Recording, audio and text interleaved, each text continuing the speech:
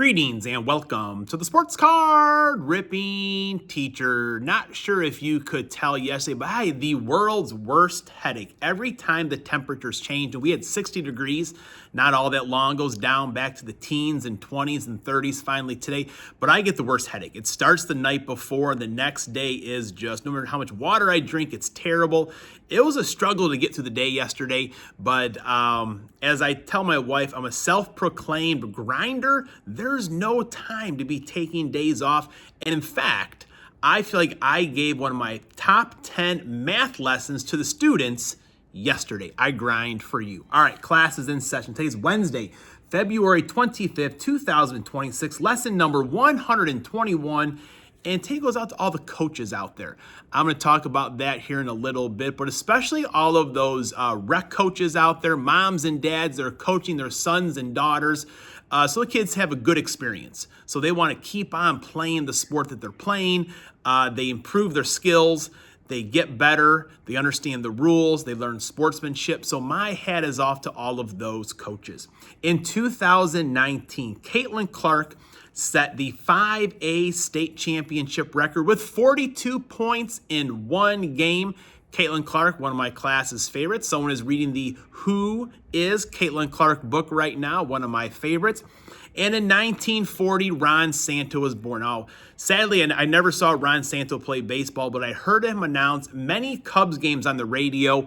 And I'll put it this way, Ron was a total homer. So if you weren't a Cubs fan, you probably would not enjoy his color analyst, but I thought he was phenomenal, and he was a great baseball player. Hall of Famer. My only regret is he should have been inducted into Hall of Fame when he was still alive. He's a 9-time All-Star, 5-time Gold Glove winner, a 75-tenths WAR, 2,254 hits. He scored 1,138 runs, 1,331 RBIs, 342 home runs, and a 277 lifetime batting average. All of that while having juvenile diabetes. And back then, there wasn't all the research that they have now. And Ron said he had managed his blood sugar by just having some candy or chocolate in the dugout. And sometimes he had little lightheaded spells, and he went up there and I'm going to hit the baseball that's in the middle and watched it go out of the park. So today I'm here for Hammy and Son. He has a VR. He wants to know what are some cards that have some meaning to you. And I mentioned before, Larry McCarron was known as the Rock for his work on the offensive line. And I really do feel like that the coaches are the rocks of their team. So I get excited to pull a coach card from one of my favorite teams. And of course, I've got Lou Holtz here. Who is not in the best of health, but Coach Holtz is hanging on. I love listening to his pregame interviews, the ones that are on YouTube. So inspirational. Loves Notre Dame just like myself. And of course, I've got Marcus Freeman right here, who I do believe is going to lead Notre Dame to the next championship coming up this next season. And for the Green Bay Packers, a lot of it here starts with Ron Wolf. Ron Wolf was the architect of those 1990s Green Bay Packer teams. And, he would do well in the draft. Oh, so well in the draft. He got just the key free agents like Reggie White, traded for Brett Favre. Favre failed his physical, and Ron Wolf said, get back in there and pass him. And he did. The rest is history there as well. Getting Andre Bad Moon Rising, just to name a few. But, the architect of those teams. And Mike Holmgren, the coach of those teams, he was a teacher himself. I was always so impressed about, his teaching background when he became the coach of the Green Bay Packers. Now, I'm going to share something else with you, and it's going to be story time with the teacher as well. All right, we're back. So these are some meaningful cards to me, and to me, this represents the face of the Green Bay Packers. As much as I love Brett Favre, Aaron Rodgers, Jordan Love, and the list can go on, Vince Lombardi and Bart Starr is what I think of when I think of the Green Bay Packers. The Super Bowl trophy, the Lombardi trophy, is named after Vince Lombardi, and Bart Starr was that extension of Vince Lombardi on the playing field. I'm not sure if you know or not, but in preparation for the Ice Bowl, during film studies, Bart Starr raised his hand during the meeting and said, Coach, I think we can run such and such play if we are in a short yardage situation. So Lombardi went back through the film, played it a few times, and said, you know what? I think you're right.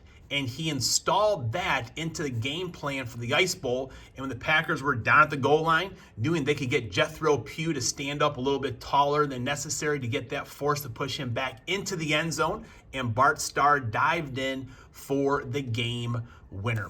One of my favorite books here is Winning is a Habit.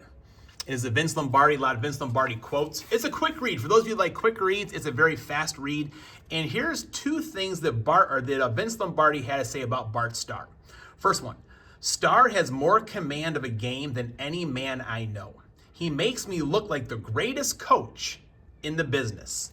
And the second one, when asked how much help he gave Starr during a game, we go to school during the week. By game time, we've got every situation covered.